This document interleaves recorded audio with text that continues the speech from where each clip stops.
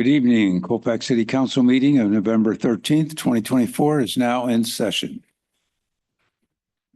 Could I get a representative of the Sheriff's Department to lead us in the pledge?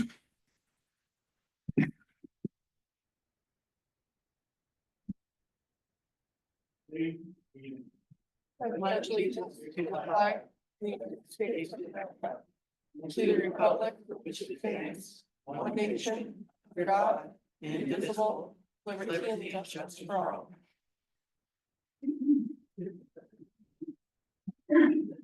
Roll call, City Clerk. Would you please read the roll? Councilmember Burris. Here. Councilmember Hilberg.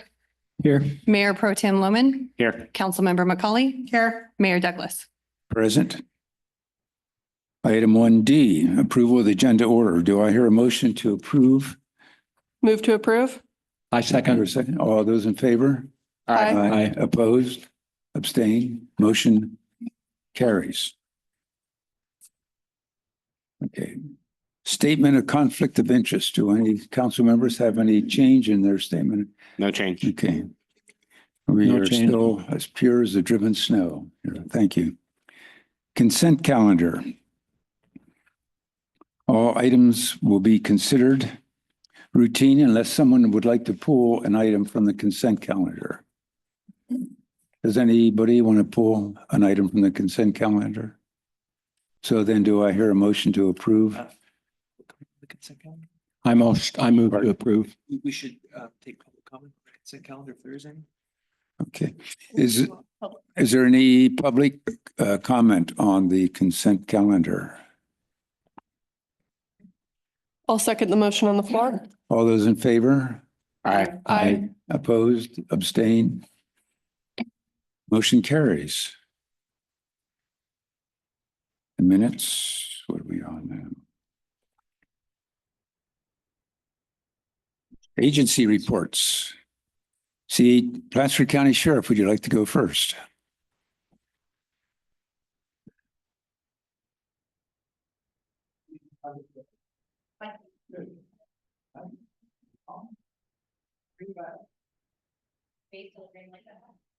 Test.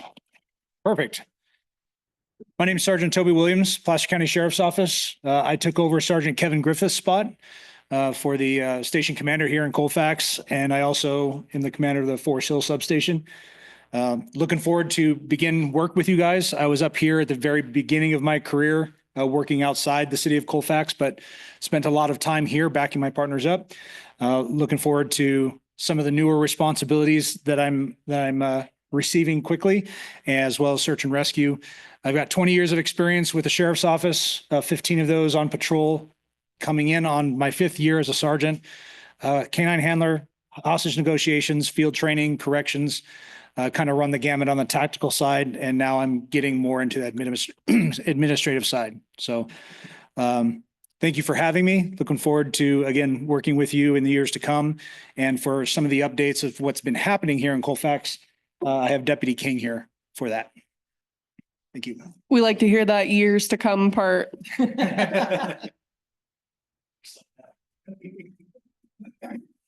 How's it going, everybody? Deputy King with the Placer County Sheriff's Office. Sorry, I'm getting over a little cold, so bear with me. Overall, the month of October, we saw a pretty significant decrease in crime. Overall, 159 calls, which is down from 177 last month. It's mainly to contribute to the cold weather, the wet weather, and all that fun stuff. So nothing too crazy to report. However, last month we had, I'm not sure how much it made it on the Facebook forums and all that fun stuff, but we had a couple motorcycles in town get stolen. CHP came in to help out and made it this individual officer made it his mission to find this motorcycle. He ended up finding it once, the stolen motorcycle, chased it down to Carpenter Road by the train tracks, guy foot bailed, ran off into the bushes into the night. We could never find him. The next, about 3 days later, an anonymous citizen called in and said, hey, the guy that you guys were chasing the other night just left in this car with this license plate in this direction. So a bunch of us deputies went and found him parked over in the Colfax car wash. Found out he was on, I think it was Nevada County searchable probation. So we went over to his house, his girlfriend's house in the area, and we conducted a probation search. Some of you may know Mountain F Enterprises kept on getting hit with burglaries for about the past 3 months, and they've lost over roughly about $10,000 worth of tools and equipment. During the probation search, we found indicia of the stolen property within the guy's possession, as well as property from some of the burglaries from local tow yards. So he's in jail. His probation was revoked. Overall, it was great work between CHP, ourselves, and you guys seeing stuff, reporting it to us, and making it work. So I want to thank you guys on that. That's kind of our, I would say, biggest thing that's happened up here over the last month. And then last but not least, it seems like it was just yesterday, I was standing up in front of all of you guys saying I was the new Colfax deputy. Not unfortunately, but due to the course of the sheriff's office, my number is called and I have to go serve my time in jails down in Auburn. So that will be starting in January. As of right now, it's for 2 years. Things can change between now and then. But in 2 years, I'll be seeing you guys. I don't know if I'll be here again next month or not. I just want to get it out of the way now since I am here. But it's been a pleasure to work for you guys, pleasure to work with you guys. I came here at a time in my career where I started to lose the fire in my heart for this job, and this little town brought it back. So I plan on coming back here as soon as I can. And if there's ever any overtime for events or something like that, I will be there to still pass out candy, play in the snow, stare at the railroad days, fun stuff. So it's been a pleasure. Thank you guys for making this time fun for me. But like I said, I'll be here till January. I want to say my first day in the jails is the 11th. So you still got some time. Don't be a stranger if you see me. Questions, comments, concerns for me? Boo. Second that, yeah. Thank you, guys. Thank you. All right, thank you. Thanks, all the best. Next, Cal Fire. Oh, no, go ahead.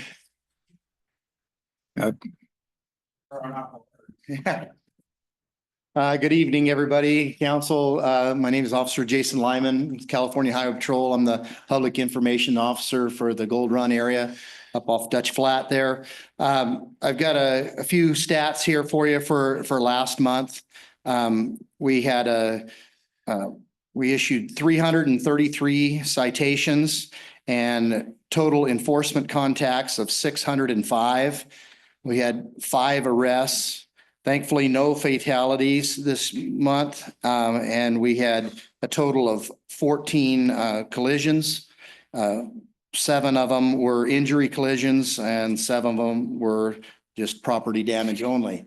The big story of the day, obviously, is the weather, snow. I know over Sunday, Monday, we had some snow. We had to shut the freeway down for a little over 5 hours, and it was quite a mess. I know that really is a major catastrophe here in Colfax, and we have to shut it down. We literally had hundreds of cars in the ditch, big rigs, jackknife blocking all lanes. We had to shut it down because we actually had to have tow trucks and other emergency vehicles driving wrong way on the freeway to get to vehicles. And basically, they were stretched out from Drum 4 Bay all the way to Truckee. And so they had to just kind of start at one end and tow and get things done and kind of work their way through it, because especially with all the construction and everything, there's no alternate routes to get around. So that was the reasoning behind having the freeway shut down for as long as it was. Hopefully that won't happen again this time. We're going to have more snow again tonight and tomorrow, and then again, probably Sunday, Monday. Obviously, we do our very best to not shut the freeway down, but when it gets to that stage, there's just nothing else you can do. You can't just let them just keep piling into each other, because the drivers just won't listen as far as driving at reasonable speeds and keeping their chains on. We have people all the time that they'll actually put chains on, they're forced to get through chain control, and they'll drive a mile up the road and they'll take them off, and then they slide off in the ditch, and just the problem just continues from there. So we are actually out there trying to do the best we can with it. But sometimes that's just you just have to call quits and work through it and get it all cleared out and then start over again. So anybody have any questions for me?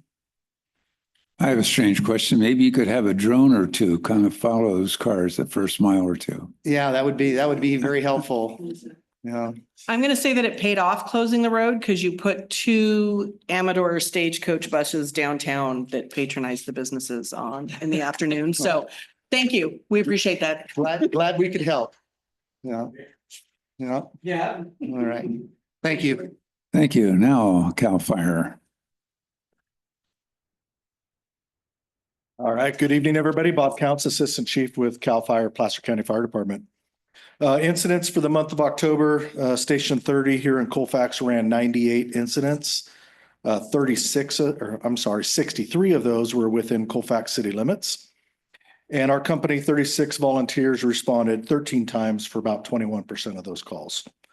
For CAL FIRE, we are still at our peak summertime staffing. And we are scheduled to be in peak staffing until December 15th. And for our Colfax station, even when we go out of peak, it doesn't really affect us much. We keep the same staffing there all winter long. The one change you'll see is the second engine up at Alta will be downstaffed. We did lose our helicopter at Auburn this past Monday. It went off contract, and our fixed wing at Grass Valley Air Attack Base will be going off contract next Monday. So aircraft is almost done for the year. And we've really just been focusing our efforts on fuels reduction the past couple of weeks. And with that, I'd be happy to answer any questions. Thank you. Questions? Okay, thank you. Now we move on to nonprofit. Representatives of nonprofit.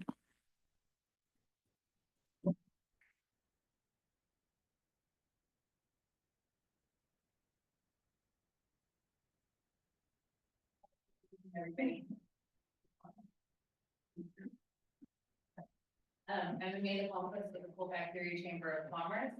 Thank you so much for getting Winter Best Buy work on the agenda. We really appreciate that.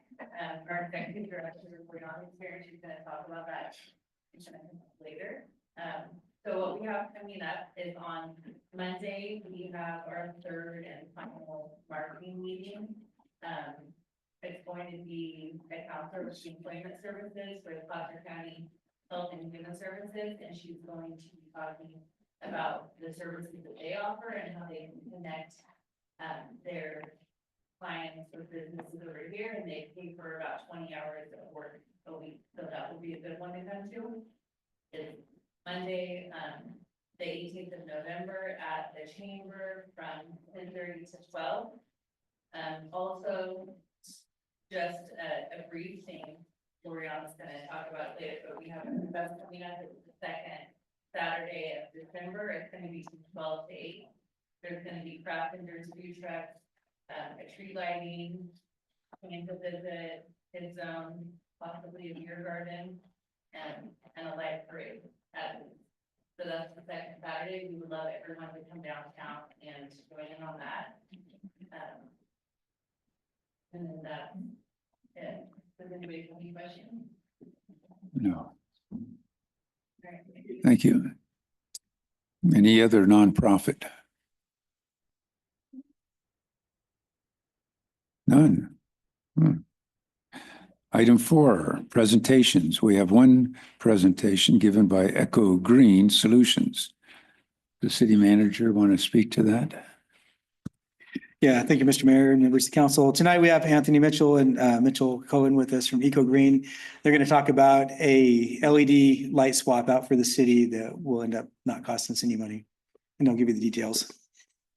There you go. Green light's on. Good evening, council. Pleased to meet everybody. My name is Anthony Mitchell. I'm the managing director of Echo Green Solutions.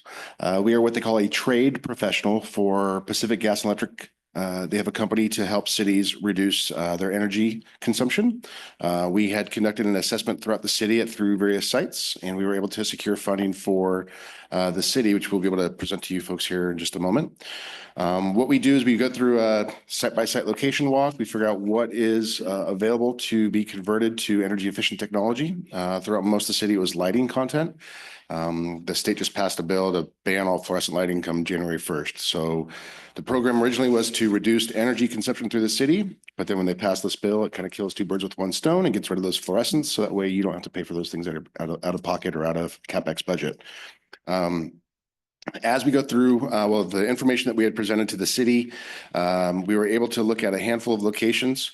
The way they split the city was the wastewater treatment path went through one set of calculation methods in a different group. And so that is going to be a longer process. Probably that'll come out sometime middle of next year. But for the parks and the police substation, we were able to get those funds allocated to you guys this year. And you've got two contracts that we were looking tonight for the council to approve for signature. The way it's set up is you get in the program, which we've been able to secure the funds for the city.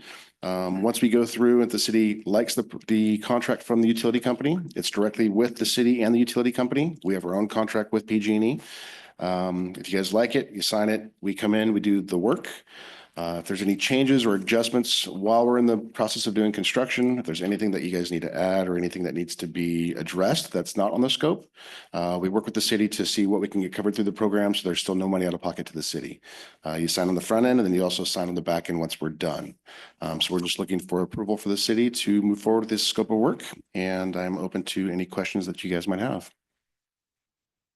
What we're looking at here, right here is the breakout of the statement of work. Through the program, it is all paid certified prevailing wage. It would be great to get a DIR number from the city to do the work. That way we can upload our certified payroll records through the DIR and what have you, just make sure everything's compliant. And then we would then schedule a time, obviously, for installation. But certified payroll prevailing wages are also included in this scope of work as well. Okay. This right here is a picture of, I believe, the park. Roughly the light fixtures in the park would be replaced with LED fixtures. So I'm going to zoom in so I can see a little better on my screen.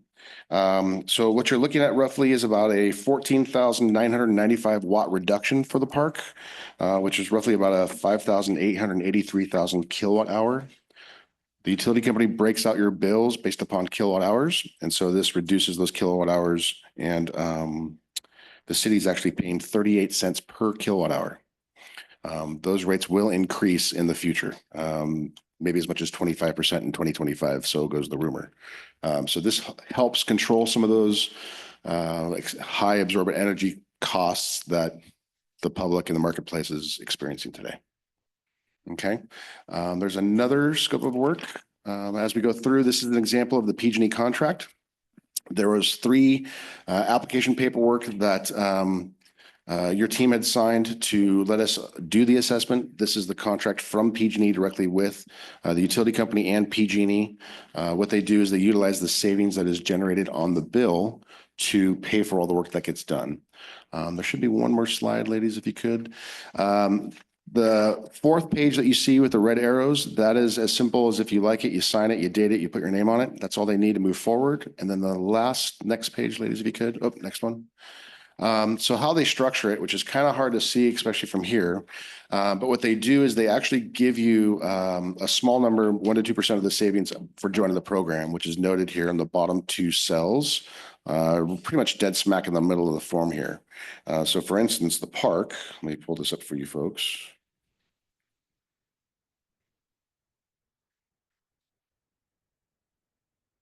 So roughly by doing the work at the park, you'd save roughly $187.52 in energy savings. You will see that savings on the first page of your electric bill. And then on the last page of your electric bill, where they go through generation charges, transmission charges, or what have you, they're going to bill back less than, which is $185. So you get a couple dollars for joining the program. You are in this program for 117 months. Realize once the work is done, the savings is realized the very next day. The utility company breaks out in bite-sized manageable chunks over time just to make the savings pay for the work. It's not you pay your bill plus this cost is already inside your bill. By utilizing the program, you pay your normal bill as you would, but you get all the assets upgraded for no money out of pocket to the city. If you don't take advantage of the program, you still pay the high absorbent electricity rates. Those rates continue to go up and you still have all the old technology. And then the city has to CapEx what they have to do throughout the fiscal year budget to then replace all the work that PG&E would be willing to pay for. Okay. There's another slide if you want to keep going. So this next picture here is the scope of work this is for the police station. If you want to go to the very next slide. So what we have here on the first page is the quote, and then there's the energy audit. So on the police station, you're looking at roughly 1,415 watts that would be reduced from the police station. Roughly, they're giving you about $7,494 to do the work at the police station. Realize as we went through, the city has done a great job already by converting a lot of the lights. You've done a lot of work already. So when we would go through each assessment, there was many times where we would find things that were already expensed and paid for. And so we would skip them in our assessment. So what the goal would be is to then, we came in, it was to fill in what was not done to make it all uniform. So that way we can make it all compliant. There's no more fluorescence. It'll complement what the city's already paid for out of pocket through years past. And it should make it all uniform to where you don't have different colors everywhere, different technology everywhere. It's all uniform the same. So for the police station, ma'am, if you could go to, I want to keep going forward. This again is the contract from PG&E to echo the desire to move forward with the city and pay for the work to be done. Next slide. That's the signature sheet that would go with the contract for the police station. And then this is the slide we're looking for. So on this slide, the last two cells are pretty much the money of the slide. It's kind of like the main reason why that slide makes a lot of sense. You're saving roughly $64.79 a month for doing the work at the police station. They're going to bill you $64.06. So you do get 69 cents for joining the program. Realize though, once we actually touch any of those items and they do get replaced, as those rates increase, the items that we touched do not increase with them, right? So whatever we touch is in that fixed scope of work that you see here for the term of the life of the program with PG&E. Okay. There are, like I had mentioned, if you want to keep going down, just a couple more, ma'am. So these other projects that are coming, they will be released. They went through, like I said, a different calculation methodology. Since the bankruptcy within the utility company, they segregated one type of business from another. And because it's heavily wastewater treatment plant, that's more industrial than the other city facilities. So it's just, we call it the happy path, which is what you guys have approved. We have the sad path, which is what we're still contending with the utility company to get for the city. So it's just a little more work for us to get through. And so these are coming, but again, it probably won't be here till probably sometime middle of next year. So that's why we're presenting to you the ones that are available today. And let's see, outside of that. So the next few slides are just the energy audits that we have that are presented to PG&E. A lot of the return on investments and true savings is still pending. Again, once they release those final contracts sometime middle of next year, we'll be able to fill in those informations to let you know what's the true savings, what's the ROI time period, and the true benefit once they bless what we've submitted to them. Okay. Keep going if you would. Okay, so just so I can help narrate this. So we have the city hall is in the phase 2, which they bundled with the wastewater treatment plant. And they also took the city hall, the museum as well is in the second phase. And then the wastewater treatment plant. So what they did was the museum and city hall, the threshold for them to qualify for the program is a minimum of $5,000. So they bundled that with the wastewater treatment plant as a file to make sure that all assets in the city would be accounted for. Okay. Does council have any questions for the program or for the contracts with PG&E? I have one. Yes, sir. Larry, No. if it's okay, real quick, I'm just gonna recuse myself from this part of it just because of my position with PG&E. And before we started discussion, I wanted to say that and step aside. Okay.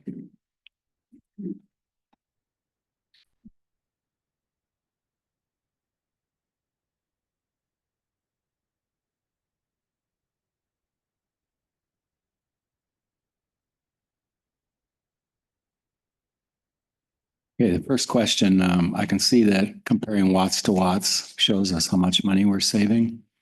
But I'm wondering about lighting to lighting comparison. Is the intention that the amount of light be the same?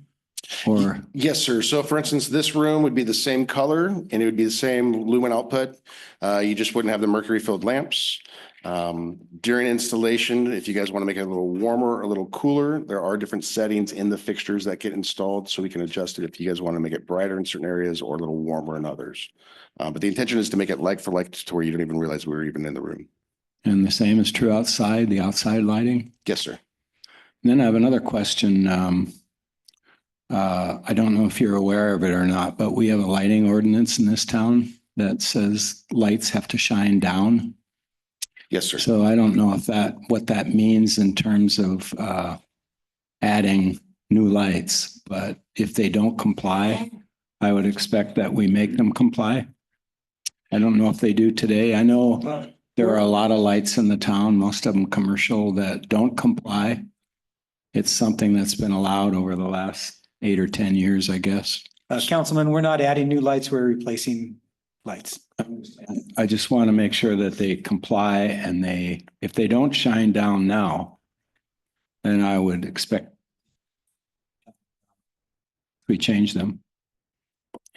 There's a certification called IDA, that's for dark sky compliance. All the LED fixtures that we install are IDA compliant to address that, to keep your nightscape. Most LED technology is directional, especially for the exterior. The ball fields in the park's a little different because obviously they're higher poles and you got a lot of things flying around down there. So you have a little more of a spread. But in instances with the parking lots or exterior wall packs, they are what they call a cutoff to eliminate the glare and to eliminate that light pollution. The compliance is called IDA. That's called dark sky compliance. Okay, I agree totally with that because it's the park we want to light and the parking lot we want to light, not the sky. Yes, sir. Yeah, thank you. Yes, sir. Any other questions? Thank you, Mr. Mitchell. Thank you, sir. Council? Should we call Trinity back so we can? I think she has recused herself from the vote. Oh, okay. Okay. Do I hear a motion to approve?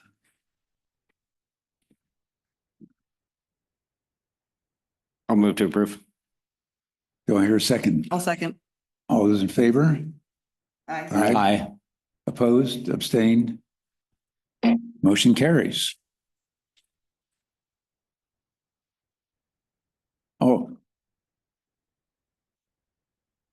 let's see.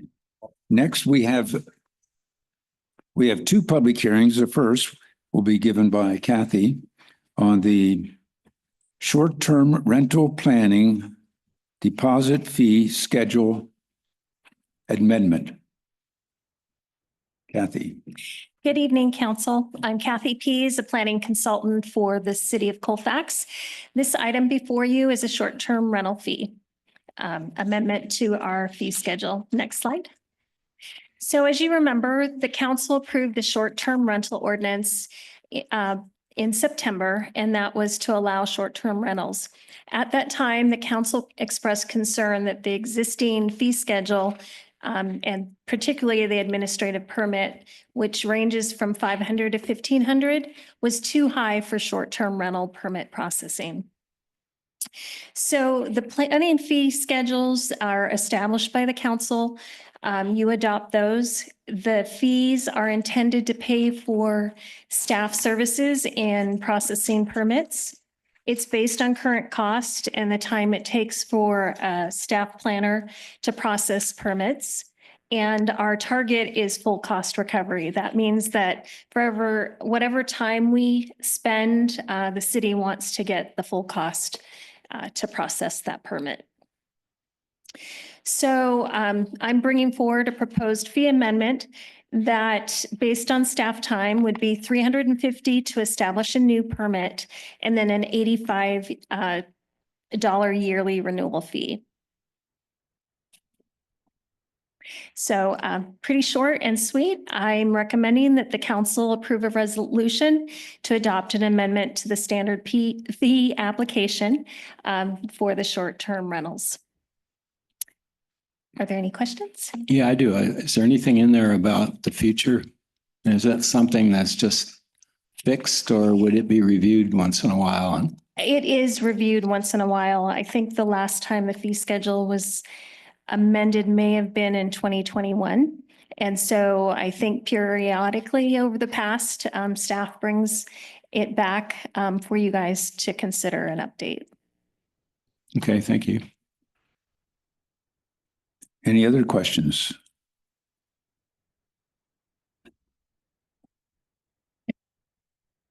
Now it's time for the public to make their comments on what Kathy just presented.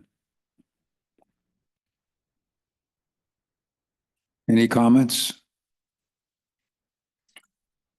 on this subject?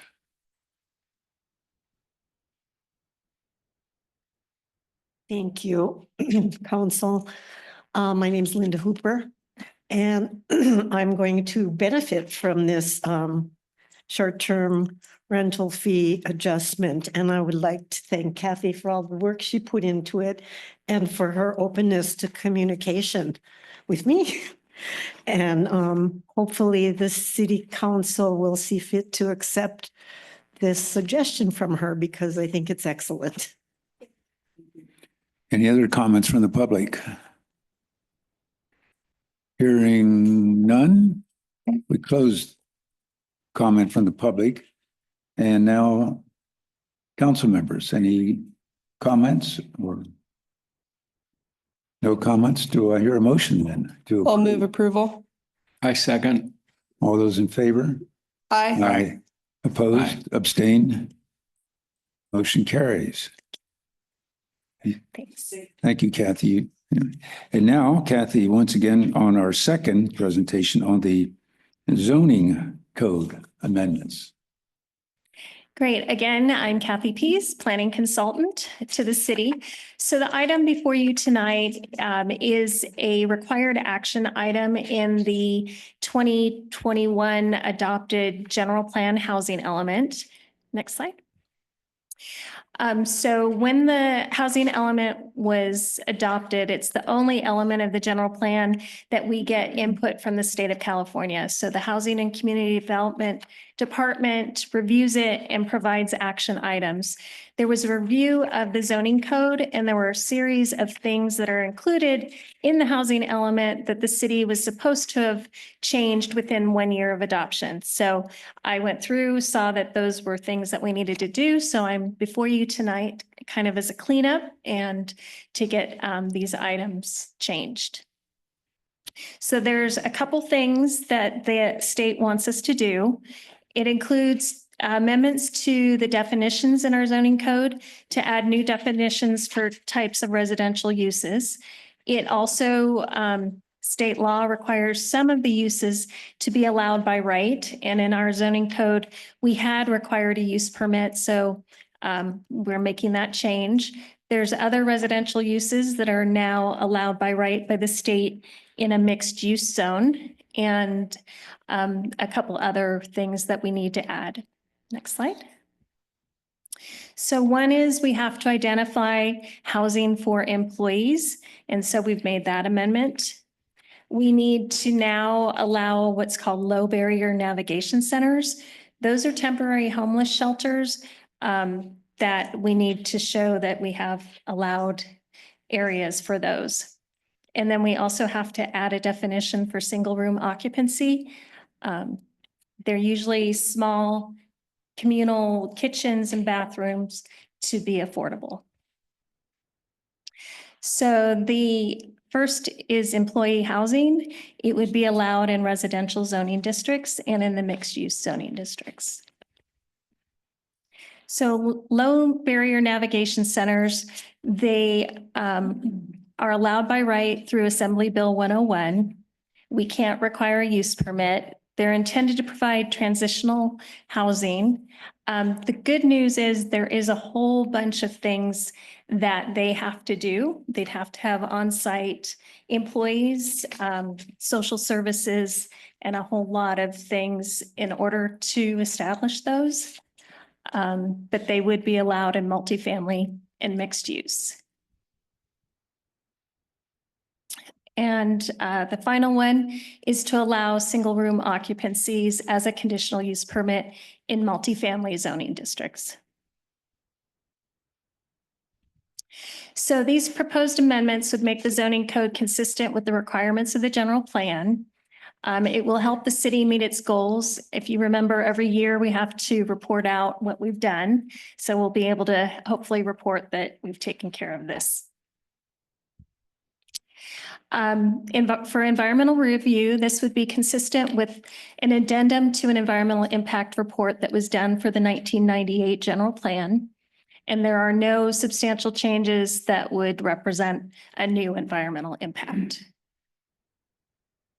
So it's recommended that we approve this ordinance, and I'm happy to answer any questions.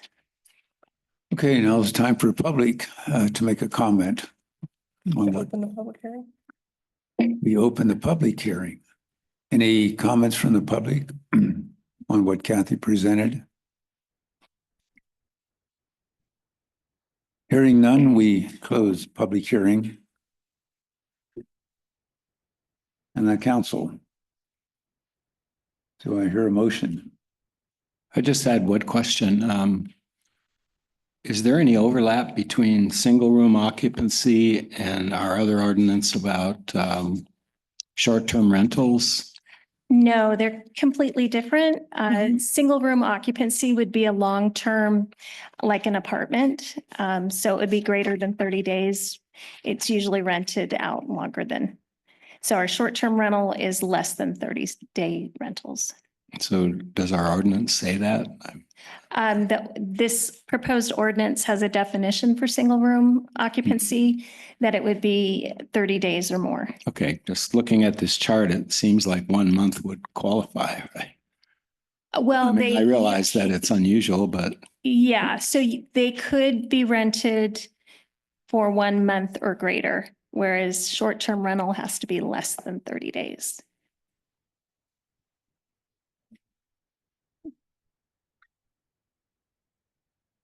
There's no other questions. Do I hear a motion?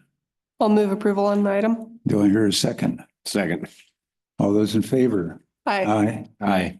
Opposed? Abstain? Motion carries. Thank you. Thank you. Next, we move on to item 6, public comment, where anybody from the public can comment for up to 5 minutes on anything that is not on the agenda.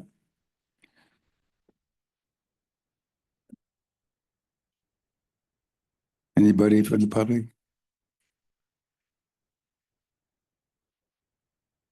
Good evening, Council. Harry Anderson. I'd like to introduce a new marketing item.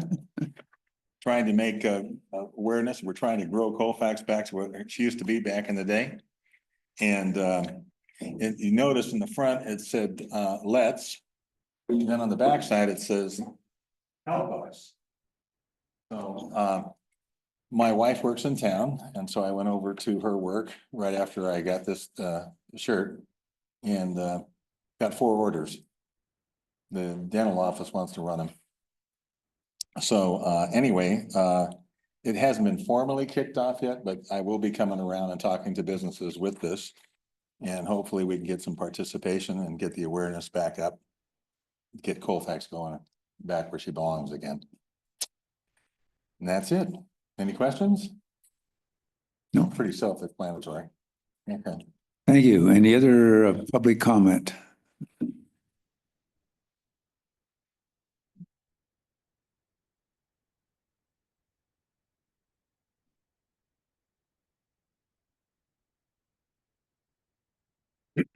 Greetings, always a pleasure to address the city council. I have a couple of rants and one rave. Winter's coming up and Caltrans sometimes closes the freeway here, and we keep talking about people, stopped here, they're stuck, there's no porta potties, and now would be the time to request or insist with Caltrans to provide sanitary facilities if they're going to close the freeway here in Colfax. They used to put out porta potties down by Applegate back in the day, like 20 years ago or so. that's where they would stop the traffic, but it seems like lately they've been stopping it here in Colfax and overwhelming our little town. So I just wanted to bring that up. Excuse me, let me look at my notes here. Yeah, and can Colfax request the sheriff's department to keep our deputy here? I mean, you know, let's maybe try, sorry. We seem to have a lot of turnover here and we lose that institutional knowledge when we have a lot of turnover. You know, as you know, I mean, we've lost a lot of maintenance staff, but the deputies, they get to know us and then boom, they're gone for some crazy reason. And I think maybe we should write a letter, ask the sheriff, can we keep our deputy? Let's see. You're here. I want to talk, there was a fee to apply for our chicken ordinance, and this happened before most of you were on board. And I objected to it, and I object to it now. And there was supposed to be a fee for enforcement, and I got chickens running around my street. And I'd like to see some enforcement happen. Relentless. Let me do something here. So I'd like to have, you know, I'd love to see it, you know, reconsidered and repeal that ordinance. That doesn't suit our town. Having chickens running around is going to attract coyotes. That's going to put our pets at risk and our children. And my rave is the sidewalk repair. Coming from my house to here, the sidewalks have been getting fixed. And I just want to, you know, acknowledge that. That's very good news. I'm happy to see it. That's it. Thank you. Okay, thank you. Tom, if you want to write a letter and send it to one of us, I'm sure we'd be happy to share it with the sheriff. And I The other assure you, we public have our comment. own comments we're going to share as well. Public comment going once, going twice. Gone. Now it's time for committee reports. Shall we start with Sean? Nothing to report tonight. Nothing to report. Nothing exciting going on, no? Nothing to report. I should say the same thing. We'll set a record and then Yeah, it's Maybe a little- Q4. maybe What the- do you have going on? maybe a little Docker pay.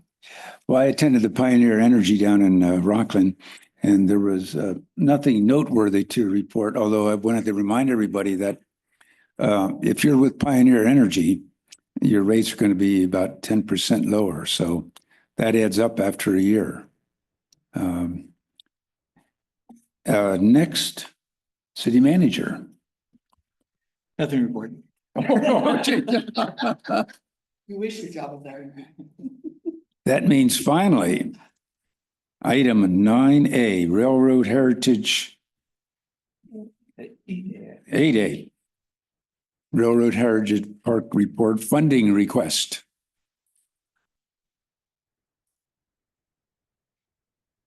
Hit us with your best shot. Oh.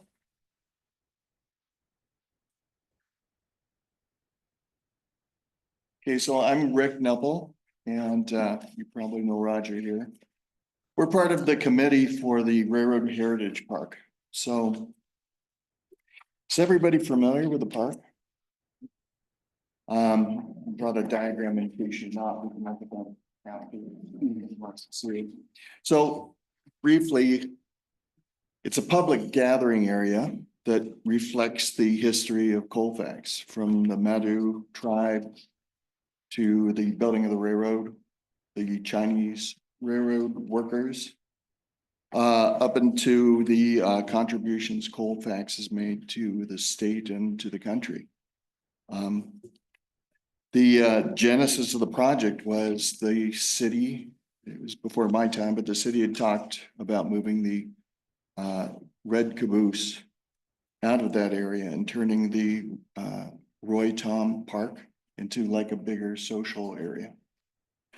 Roger had said If that were to happen, you might consider moving it over by the museum and creating kind of a railroad themed area over there. So we formed a committee in August. We've had 4 meetings.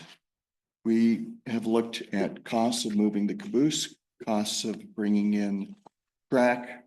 We've had donations offered from the Narrow Gauge Railroad Museum, as well as the city offering to do some basic, what would you call it? Manipulation of that area so we can put in the track and lay it down and things like that. So we basically did our due diligence in putting that together, estimated that the cost would be about $60,000 to move the caboose and to create that area over there. So the area would consist of a flat car that's donated by the Narrow Gauge Railroad Museum, the caboose, the speeder, and then room for other exhibits there. And we estimate, or we think that probably we'll get contributions from other railroad organizations. We've heard them already say, yeah, we've got this we can bring, and we've got that. So we're leaving that extra area. There's 2 sections over there that we were planning on leaving open for the Native Americans to put in an exhibit there, and then on the right-hand side for the Chinese railroad workers to put in an exhibit there. So that plan involves also going out to large donors, grant applications from the Native American tribes. I'm not sure what that's called, that organization that contributed to the station. The United Copper Union contributed to the depot project. We're approaching them again for a grant. And it's possible that the Chinese railroad workers would also do that, especially if we save space over there to put in some sort of monument to them. So what we're asking for tonight is $5,000 of seed money. That money will go to technical and architectural drawings and fees, the really nitty-gritty of going into designing this thing out. And we feel we need that before we ask for the large grants. Another part of that will be to put together a professional portfolio that we can take to these large grant donors and really present it to them in a way that, makes it appealing to them. And then also for small donation resources. So those would be, city events and things around Placer County that we would use to generate income as well. Not the large donors that we're hoping for, but also the fill-in of, maybe $10,000 or less. By supporting the project with this seed money, you probably understand that the city will benefit in a number of ways. One is 2 city projects are going to be accomplished. The first project is the Roy Tom Park area will be built out and the caboose will be moved. By getting these donations to build the Railroad Heritage Park, it won't cost the city anything to move the caboose. So that'll come from donors, where otherwise, if you just did that park project to move the caboose, the city would have to pay for the move. The second would be to create that Railroad Heritage Park, and the Railroad Heritage Park will give an attraction for outside visitors and businesses to come in. And we get a lot of people. I'm the museum director as well, and we get a lot of people that come in that want to ride the train. And of course, at least half of them are train enthusiasts. And having that park there, built around the train, the station, and being able to come in and go up to Reno or come back is another benefit to the city. And then lastly, the city will receive the benefits of, by this investment of more outside visitors and businesses coming in. Questions? Questions from the public or the DIOS? Can this be done in stages? I assume yes.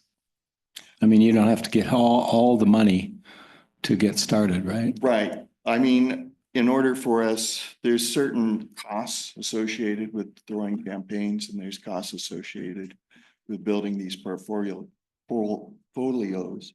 that we would need up front to get the architectural drawings done and such. What would your take on that be? I think you're doing fine. You're doing fine. Okay. Do you have a quote for building what you're asking, you know, the architectural renderings and stuff? Do you have an actual dollar that you're looking at? Have you been quoted? What that's gonna cost? I don't have all the costs. The reason being is because we haven't talked about doing the campaigns and such, and that would be a large part of the cost.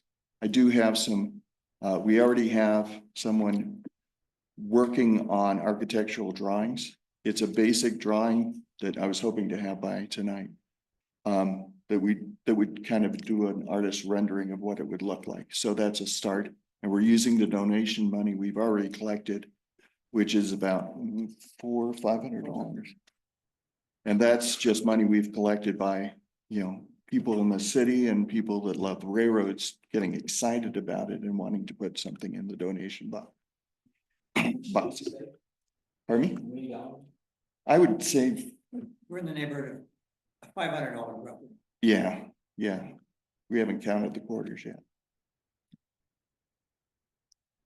Other questions? Could we see your poster? Sure. This is why I got Roger to hold the other end. So this is the concept. This area would be for Native American use and hopefully reach the wheels of their donation.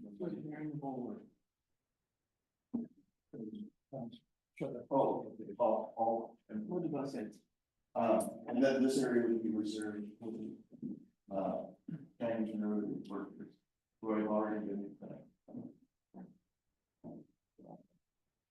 The platform, which you can use as a stage for some sort of presentation platform. That also has signs that comes with it that we can put up there to keep people finding on them. The caboose here. Are you familiar with the speeder? There's talk about restoring that and also already, I guess, basically. And then we have this extra area out here for future displays.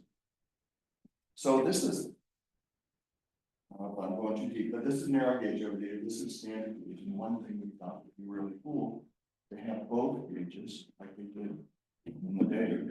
So we could have both types of cars on the track. You can actually see how they use the same set of tracks for narrow gauge and standard. Anything to add? Oh, I'm sorry.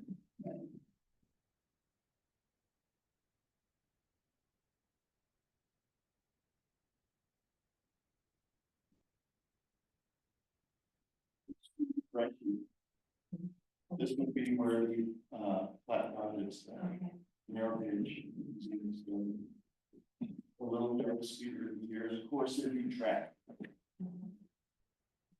And then, for instance, we had a band out there, one race, it's everyone wants to listen to music. That nice stage. Right now, Carolyn has to stand next side of the museum with a microphone and everything like that. So she can stand up there. There's bathrooms, we have bathrooms over here behind this building. Here, and there's bathrooms in the museums. There's a rail car down there, does that talk about the music? Yeah. You gotta move that. Yeah, right. Well, we would move it, not in the initial phase. But we've talked about doing this in phases. So the first phase, be moving the caboose primarily in one event. But there's a lot that could be done with that area. And as I mentioned, the Roy Tom area, there's a lot of they'll clear a lot of space to put, you know, a little gathering area and the city. The trees relocated, which is like talking about. There's two trees here. I mean, Okay, yeah. yeah, it makes sense to relocate them. They're not native, Oh, one thing we talked about is actually putting a carrot orchard. Which is, yeah, that would be really cool. We have somebody that said he knows how to design orchards, just. Jack of all trades over there. Yeah. I think that would be awesome. It's to reflect the agricultural aspect. Yeah. Questions? I have a comment. Yes. Last city manager Wes was talking about UP redoing that whole platform. So that may be coming. I know they were doing some work there, he was surveying there a couple of years ago, and I asked Wes what was going on, and he said, yeah, they're gonna redo that whole platform. So before you get too involved in it, you probably talk to UP and see what their plans are. We have been talking to them. Yeah. The city manager is working with me. They're planning on putting an area on the other side, the bank side of the tracks. Yeah, yeah, like Go out there. 25 years ago, they were gonna do that, and then they lost interest. The capital corridor, you turn around back then, and they turn around and follow it. So that's, I did love relocating the trees, I planted the trees. Relocating somebody's fireplace, that's pretty good relocation destination. Plant those trees, you're not gonna.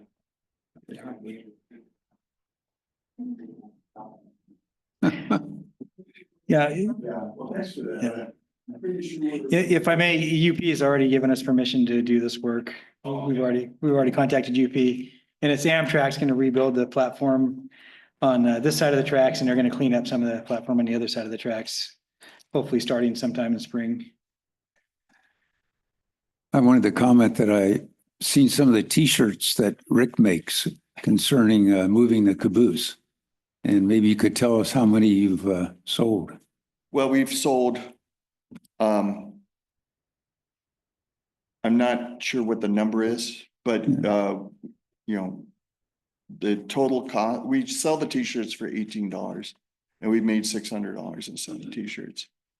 And what we do is we make the transfer and then I would buy the shirts at Michael's and make them in the museum. We've been doing them on demand. Of course, T-shirts are not as popular right now. But, you know, that was part of the effort. You might have seen the Move Your Caboose T-shirt around town. That was the idea of donating those to this project. And we've got some other ideas of how we would, you know, raise what we call the smaller donations. So I had a quick question. Which nonprofit is working with you guys as the 501c3 for the holding the funds and doing all that? Carolyn has been giving us direction. On our last meeting, we decided to create our own 501c in order to not confuse it with, you know, Colfax City projects, basically. You know, we wanted to make sure that people knew that, you know, the money was actually going to this park. And when are you guys expecting that to be approved and finalized? We're gonna file it probably the mid of next month or the end of this month, and then approval, I think is estimated, it'll probably be somewhere in January. I mean, we don't know how long it's gonna take, but we pretty much decided that January, we would pick up the project again. After we've done that all the initial work we need to do for putting together the portfolio and doing all that stuff. Oh, I was gonna say, so that being the case, I think we can keep this presentation, and then once you have the 501c3, then we can make the determination on the donation, because of course we can't give it without the without the nonprofit. Right. I thought we'd agreed to use the railroad days in the interim time until we get that going. Well, and that's what we weren't, that's why Trinity was asking that, is that. Because I didn't want to assume, I mean, you know, makes. So if that's the case, then Railroad Days is the one that's asking for the donation then. just to make sure, because they had to know where to send the check and make sure everything's under that. So that's why. So that's what would happen. The donation would technically be done to Railroad Days, who would then hold it till the other 501c3 was ready to spend it, if that makes sense, or to use for them. Well, it seems like approval is one thing, the check is another. Yeah. There's no reason. I would agree. I just want to make sure I understood. Yeah. And one question from staff, I think in our budget, we allocated, I think 12,000 for nonprofits and 18,000 for events. And I'm just wondering how much of that we've used. Yeah, sorry to just drop that one on you, but I know we've given away some money already. Yeah, I think I looked today, and this fiscal year, we've spent $5,000 of the fund. So there was some for the high school, there was 3,000, and then there was 2,000 for the big boy event. Okay, thank you. And then the events month from the, right? Or that was our intention when we. That was your intention, but it's all in one bucket. Okay, but I know that the money for the 3rd of July came out of this fiscal year as well, did it not? The events bucket. Well, and that's why I wanted to make sure which. So you're saying, so the 12,000 is the one that was for the nonprofits, and that's only had 5 taken from it? I want to make sure I got the right bucket. You guys had elected to keep the $30,000 in one Right. bucket, but I believe you guys had intended to split that Right, in that manner, yes. okay. So the 12,000 was the intention for the nonprofits, and we've used 5 of that. This would bring us to 10. Okay. And then for the events, 18,000, do you know what we've used out of the events one already? Nothing has come out this fiscal year. The 3rd of July check was cut last fiscal year. Oh, So did I before thought we had July to hold it? 1st. No. For some reason, I thought we had to hold it. No, we had to pay for the fireworks. That year. So it came out of that year's budget. Okay. For some reason. Was the big boy route considered an event or a pure gift to a nonprofit? It seems like it was more of an event to me. I think that's a classification you guys would need to determine. Technically, it's all in the same budget. It's all out of the 30. It's all in one bucket, yeah. So out of the 30,000, we only used 5.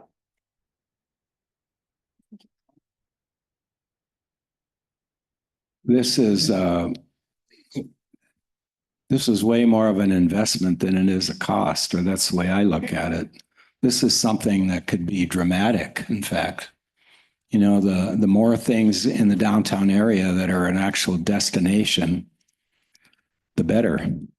That'll bring people here, and that's what we're looking for. So I'm in favor of it. And I'm open to up to $5,000. Okay. I realize there's 5 of us here to talk about this, but Is that a I- motion, Larry?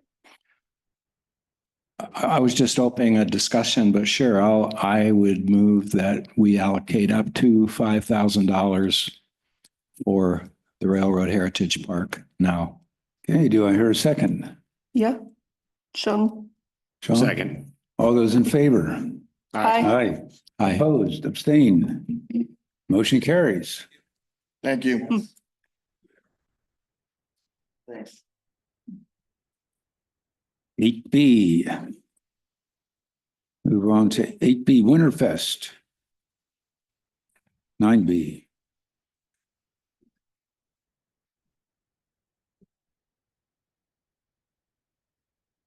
You're on. Good evening, council and staff. I am here tonight as a representative for the Colfax Area Chamber. My name is Loriana Checky and I am the executive director. We are here asking for you to adopt the resolution to approve a $7,000 donation that would fund our annual Winterfest celebration and the fireworks show. We submitted a request letter as well as a quote from the firework company that we've used for the past several years. And this would be comparable to last year's show that we had for about 5 minutes. This event has been happening for a few decades now. And if anyone isn't aware of the history the fireworks started happening in December because one year during the 3rd of July celebration, they were not allowed to. And so that fireworks show was moved to Winterfest, and since then it has continued. And so we are asking for your support in continuing this tradition. And I'm here to answer any questions you may have. Okay, any comments from the public? Any comments from council members? I just have a question. Do you have an active fundraising campaign going on outside of this? We do ask every year, we reach out for sponsorships and fundraising. Since COVID, unfortunately, the amount of donations and donors has dwindled a lot. And so our efforts tend to be put into managing the vendors. And that is part of our fundraiser, but typically those costs will cover all of the logistical part of hosting the event. And so the fireworks tend to be an additional cost. How are your vendor signups going? Are you still looking for more, or where are we at with that? Because I know how much they pay of the expenses of the event, so. Yeah, we're doing great right now. We definitely have more spaces available. This year's footprint is just going to be on Main Street. But we are open to having more craft vendors is what we're really looking for. We have a lot of food interest this year and hoping to have more vendors. Local vendors are always appreciated. And then the rest of the event will be fairly similar to it has been in the past. We will be coordinating with the Colfax Lion to have the lighted parade. Santa will be appearing, and we're working with a couple of our other local nonprofits to make sure that all of those pieces are well coordinated. And you'll have a model train display. Don't forget that part. Yes, That's we important. will. I didn't want to speak, but No, it's booked. It's getting put up, so yeah. And in if the you theater. want to share, yeah, exactly. So yeah, That's Santa will great. be in the theater, and then the Wandering Railroad is coming and building a custom model train setup that will be in there for the kids to enjoy while they wait for Santa. Yeah. So Really excited to be able to have that space available to the community, so. Well, if there's no other questions, do I hear a motion to approve the Winterfest celebration funding request? I'll move to approve. Second. All those in favor? Aye. Aye. Opposed? Abstain? Motion carries. Thank you. Good of the order. And now we move on to item 9, good of the order. Sean? Next Pioneer Energy meeting is coming up next week. And along with Winterfest, the following weekend, I think that is the 21st, gonna be planning the Santa tour again this year. So be the 6th annual Santa tour. Get Santa and drive him around town. Yeah, looks like the 21st. They're doing Winterfest on the 14th, so we'll do the weekend after. And Chief Counsel, I'll have to get with you and talk to you about that. Yeah, you're on the hook now. Yeah, they always love participating. That's a great event for our first responders to get to put on. And that's all I have. Okay, Larry. Next week in this place at the same time, Cindy Gustafson and her staff and other people here are here for a meeting that it's abbreviated as WACMAC. What it means is Weimar, Applegate, Colfax Municipal Advisory Commission. So there are 5 commissioners sit up behind the dais. It's not a decision-making meeting, but basically a group of 5 people providing advice and counsel to Cindy. And she always gives a good presentation on what's going on for Placer County, if any of you are interested. Second was that last week, coordinated by the chamber, we did a brainstorming session in a coffee shop talking about what Colfax's brand might be. and a number of people showed up and contributed ideas. And there's going to be a follow-on meeting once a group gets together and looks at some of the ideas, but basically is what can we tell others about ourselves to get them to come here and visit us? Like the Maytag repairman was, never had anything to do because they were dependable. That was their brand. So we're going to figure out what our brand is. And it was a good session. I think I hope to hear more from the chamber about that coming up soon. So thanks for letting me do that. Carolyn. All right, checking our upcoming calendar for what we've got going on. Winterfest does have a meeting on Friday night, right, Loriana, at 6 o'clock, because they do need volunteers to help with the event. So if anybody's interested in helping even for short periods of time, they do need them. So you want to make sure to show up at that over at the visitor center, correct? So that's on Friday night at 6 o'clock. And then on Monday, the 25th, which is the beginning of the fall break for the schools here, the Colfax VFW Auxiliary is hosting a free kids craft day. So they've got a whole bunch of different crafts for the kids to be able to do, everything from making gifts for somebody or even just decorations.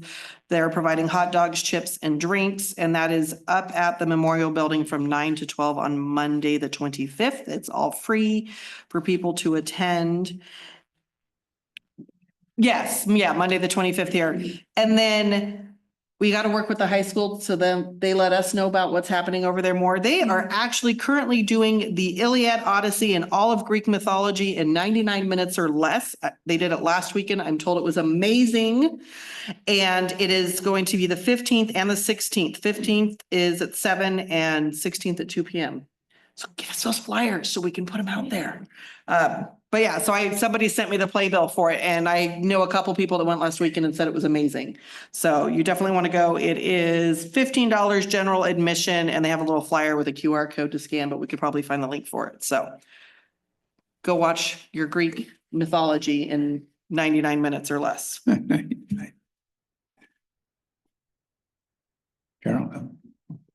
All right. So I just wanted to mention that, obviously this is an election year and, we just got through elections. We have several people in the county that are rotating out after long terms of service. So if anybody does happen to see some of the many people from Lincoln that are rotating out, be sure to congratulate them on their service and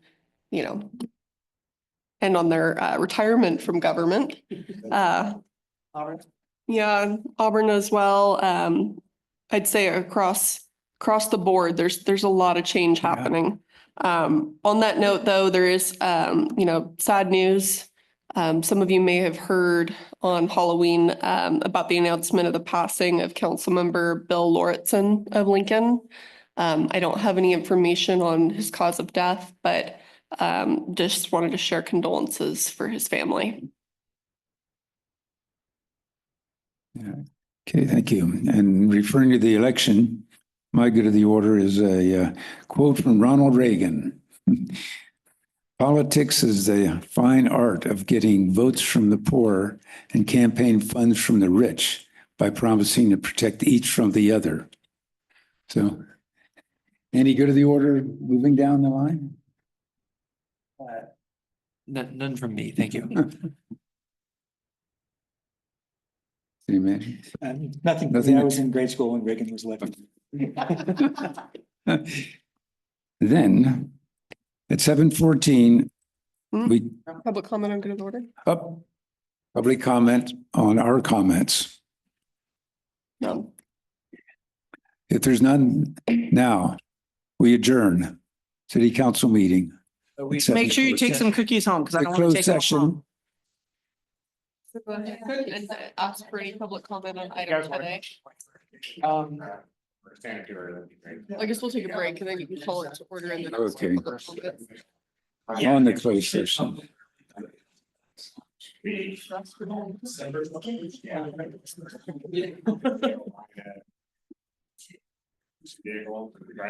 So Amanda, I did an Auburn.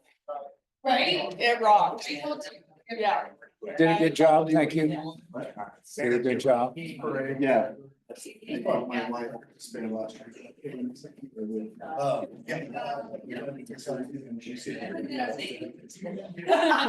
Take me some cookies. Take cookies.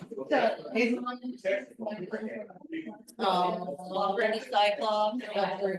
I wish I think somebody messaged me. I thought, well, if this is like,